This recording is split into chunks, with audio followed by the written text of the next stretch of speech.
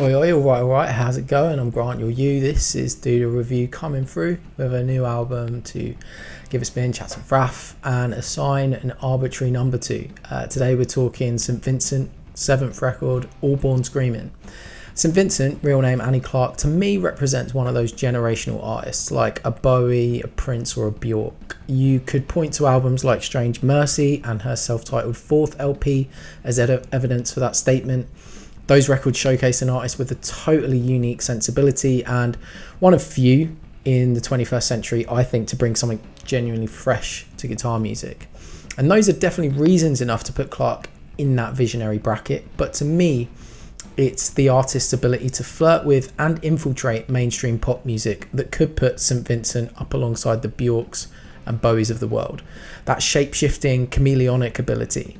Mass Seduction saw Clark team up with Jack Antonoff to produce some of the best traditional pop songs of recent memory, with tracks like Los Angeles and New York, without really diluting any of that St. Vincent potency. Hell, she even got a co-write on the Taylor Swift mega hit Cruel Summer, and then barely a year later put out Daddy's Home, a love letter to 70s art rock.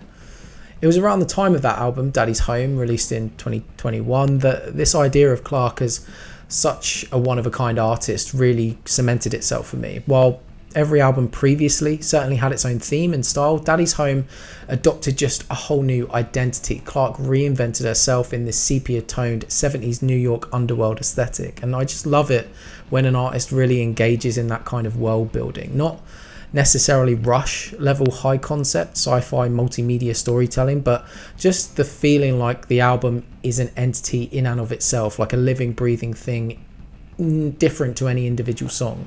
And I wanted to highlight the sheer artistry of Annie Clark up front in this review, because it's something I kind of had to remind myself of a fair bit of when I was first listening to All Born Screaming. More so than any St. Vincent album to date, enjoyment of this one did not come immediately. To say the album is a slow burn is kind of an understatement, and a slow burn is no bad thing at all, but there is something about the sequencing of this record, particularly at the start, that really fucks with all your expectations in a way that makes the appreciation curve just a lot steeper.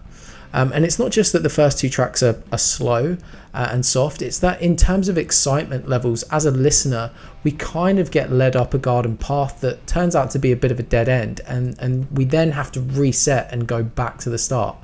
Hell Is Near starts with this muted heartbeat in a sparse echo chamber with Clark's creepy vocals, almost like she's hosting a seance. It's a very cool intro, and then this mid-tempo but super pockety drum groove comes in and starts to pick us up.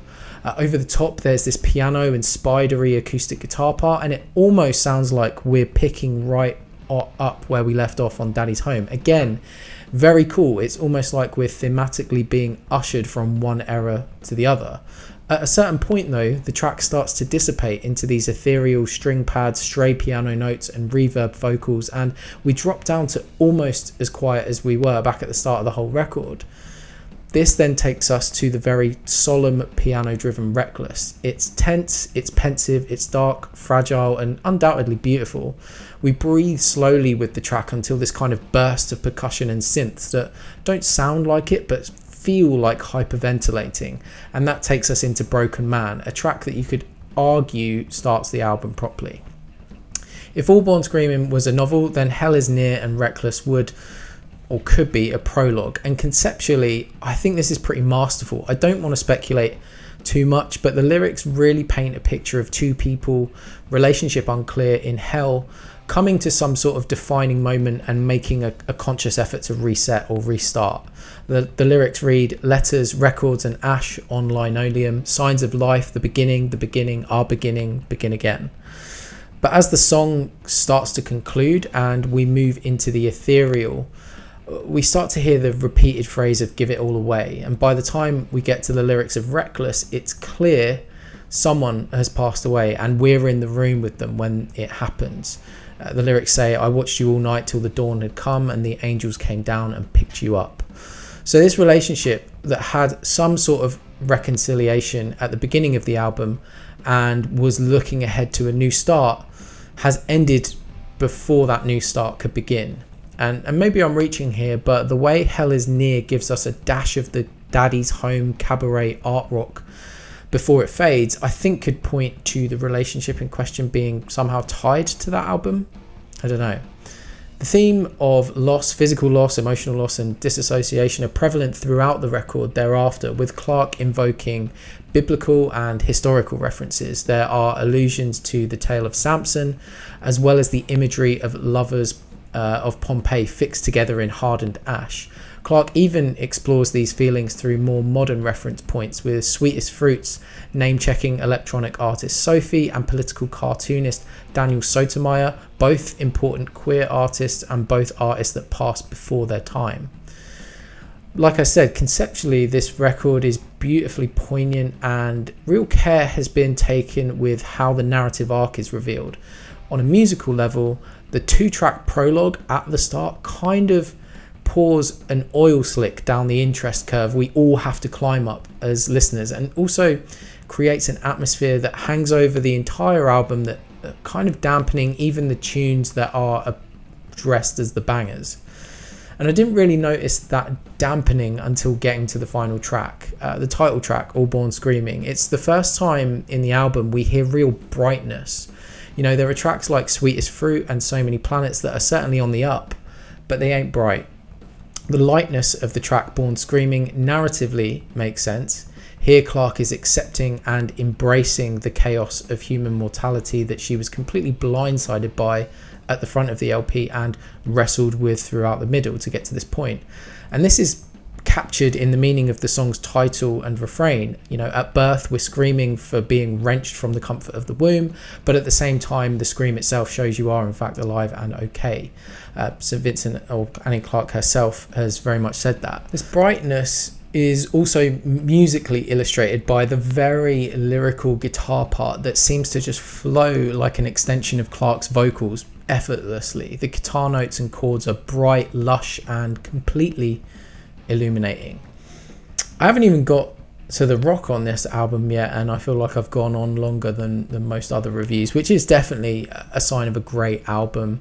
And if it sounds like my tone on how I feel about the record is kind of changing as we go, it's because sometimes that's what happens. And one of the things I like most about this process of analysing, I kind of like find the record through the task of writing. So let's talk about some of the heavy hitters here then. Broken Man, as I mentioned, kind of like the start of the story after that prologue, begins with a very robotic, very St. Vincent synth-based groove. It's a track that plays with dynamics phenomenally, with these ascending chord strikes on the chorus that in the first instance are just backing vocals, and the second time are these crunchy, distorted, almost bit-crushed guitars. The song then progresses and we get to hear none other than Dave Grohl behind the drum kit, building and building to his very distinctive, basically trademark at this point, fills on the tom. And Grohl sticks around behind the kit on the next track too, this time on Flea, a tune characterised by its thick, oil slick, greasy riff. I really like the unusual direction it goes in during the midsection, with this kind of lightweight melody that plays counter to that extremely muddy riff that bookends the track. And then Big Time Nothing. This is like Prince to me. That central synth riff might be a little bit grittier than anything in the Purple One's oeuvre, but the groove is definitely there. And to emphasize that more, we even get these beautiful Prince-like guitar strums. And I love the orchestral elements. They kind of sound like something that in the 80s, you know, Prince's breakthrough era, he would have delivered through a keyboard sample. But here they're tracked live, which I think adds a certain richness to the whole thing. Violent Times is a track that should put Annie Clarke front of the queue for the next James Bond tune. Her vocal melody even kind of echoes Shirley Manson's on Garbage's 007 theme from the 90s. And I do really like the general vibe and instrumental palette of this one, but it's potentially one of the least immediately memorable as a song. I remember it for being a Bond theme, because I'm a big Bond fan, but not for the song itself. And I'm not the biggest fan of reggae in the hands of rock artists, but I kind of like So Many Planets, and it's cool that they got Josh Freesin behind the kit on this one. The guy's very well versed on channeling a new wave reggae through many years backing Sting, and he definitely brings that feel successfully here. So it's fair to say this one took me a while. I immediately loved the chewy, funky center of this record, but the bookends took some time due to the pacing and the sequencing. And it wasn't until really getting under the skin of the lyrical themes here that everything kind of clicked for me. On the strength of that, I'm giving this one a 7.7, and I'm going to knock it on the head. That's what I think. What are you lot saying? Make it known in the comments, and check out some other relevant reviews linked in the description below. Subscribe, share some thoughts, show some love, or just tell some abuse in those comments, and I'll see you in the next video. Cheers, mate. Bye.